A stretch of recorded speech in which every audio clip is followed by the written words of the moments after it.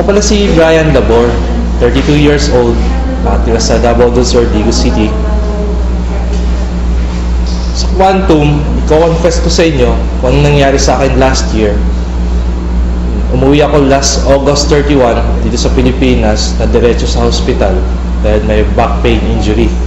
Ang resulta ng checking ng doctor is L5-S1 disc prolapse.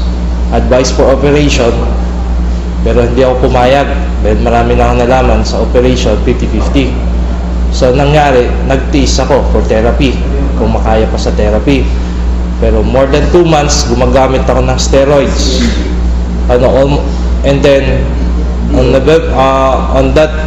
that month's days, nakakilala sa akin tong Quantum. Wala pang 30 minutes nawala yung sakit sa likod ko. And then that's the time na nakalakad ako ulit. Until now, using Quantum, maraming naan sa katawan ko. Nag-lose ako ng weight. Tsaka parang laging magaan ang katawan ko. Kaya confident ako sa Quantum gumamit.